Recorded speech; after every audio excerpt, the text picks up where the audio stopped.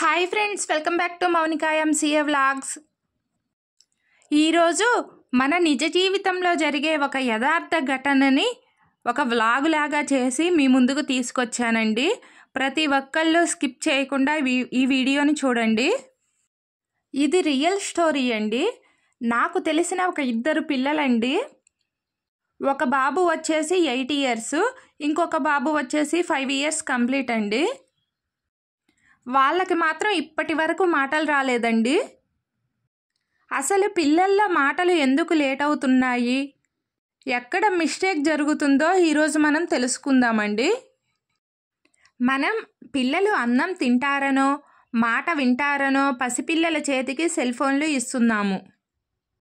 అయితే వాళ్ళకి మాత్రం తీవ్రమైన హాని జరుగుతున్నట్లేనండి.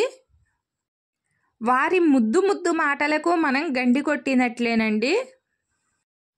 సెల్ ఫోన్లు స్క్రీనులకు అలవాటు పడ్డ పసివారికి మాటలు రావడం ఆలస్యం అవుతుందంటున్నారు నిపుణులు. అంతేకాకుండా ఆటిజం వంటి తీవ్ర సమస్యలను ఎదుర్కోవాల్సి వస్తుందని హెచ్చరిస్తున్నారు. అసలు పసిపిల్లలు మాట్లాడటం ఒక వేడుక. వారు ముద్దు మాటలతో ముచ్చట గొలుపుతుంటే ఆ సందడే వేరు.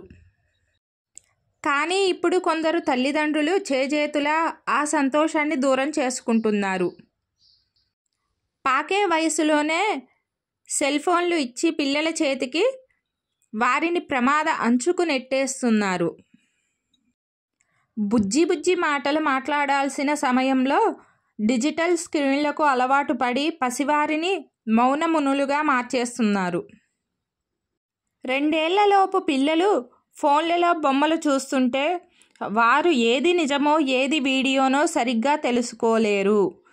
అలాంటిది పిల్లలకు రోజుకు 4-5 గంటలు సెల్ ఫోన్లు ఇచ్చేస్తున్నారు. మాటలు రావడం లేదని ఆసుపత్రులకు వస్తున్న పిల్లల తల్లిదండ్రులను ఎన్ని గంటలు ఫోన్ ఇస్తున్నారు అని అడిగితే సరాసరి 4-5 గంటలు ఇస్తున్నట్లు చెబుతున్నారు. పిల్లలు మెలకువగా ఉన్నంతసేపు ఫోన్ ఇస్తున్న వారు కూడా ఉన్నారు. చాలా కుటుంబాల్లో భార్యాభర్తలిద్దరూ ఉద్యోగాలు చేయాల్సి రావడంతో పిల్లలతో గడిపే సమయం తగ్గిపోతుంది. అన్నం తిననని మారం చేసే పిల్లలకు చందమామ రావే జాబిల్లి రావే అంటూ బువ్వను పెట్టే దశ నుంచి వారి ముందు సెల్ ఫోన్ పడేసే స్థితికి వచ్చారు. అంతేకాకుండా కొందరు తల్లిదండ్రులు చిన్నారుల అల్లరిని నియంత్రించేందుకు వారికి సెల్ ఫోన్లు, ల్యాప్టాప్లు ఇచ్చేస్తున్నారు. మాటలు చెప్పేవారు, ఆటలు ఆడేవారు లేకపోవడంతో పిల్లలు ఆ స్క్రీన్లకు అతుక్కుపోతున్నారు. ఇది మాత్రం ప్రతి ఒక్కరి ఇళ్లల్లో జరిగే యథార్థ సంఘటన అండి. దీంతో పిల్లలకు మాటలు రావడం చాలా ఆలస్యమైపోతుంది. అప్పటికీ గుర్తించకపోతే పిల్లలకు ఆటిజం బారిన పడే అవకాశం ఉందని వైద్యులు సూచిస్తున్నారు. 6 నెలలు దాటాక ప్రతి పిల్లలకు మాటలు రావడం మొదలవుతుంది. ఆ వయసులో స్క్రీనుకు అలవాటైన వాళ్లకు మాత్రం తొందరగా మాటలు రావు. చుట్టుపక్కల పరిసరాల స్పందనతోనే మెదడు ఎదుగుతుంది. మొదటి 5.5 ఏళ్ళు మెదడు ఎదుగుదలకు కీలక సమయం.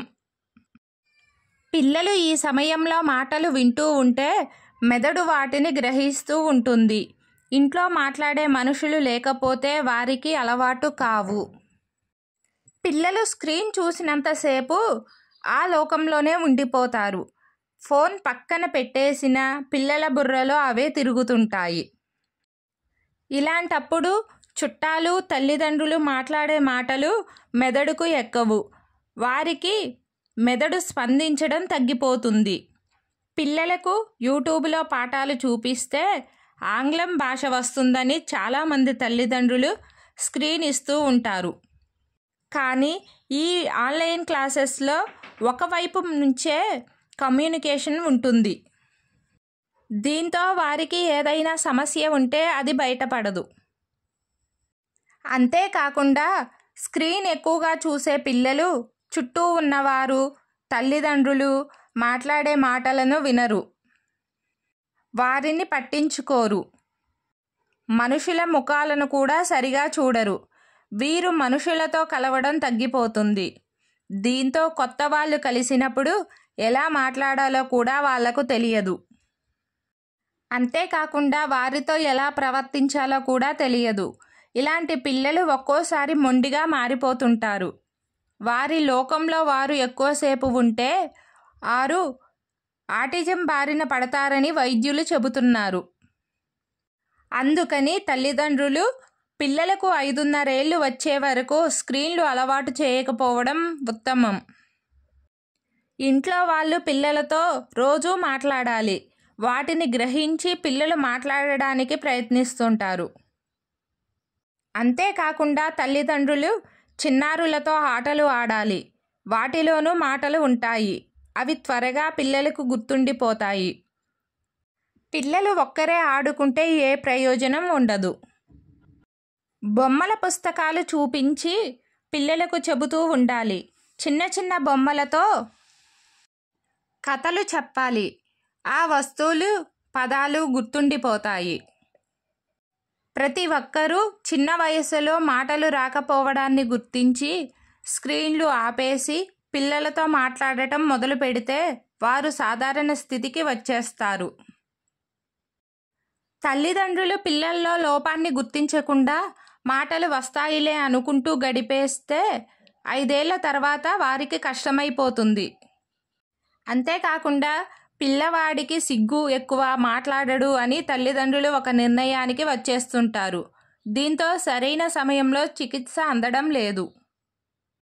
ఇలా తల్లిదండ్రులు చేసే చిన్న చిన్న పొరపాట్ల వల్ల పిల్లలకు మాటలు రావడం చాలా ఆలస్యమైపోతుంది.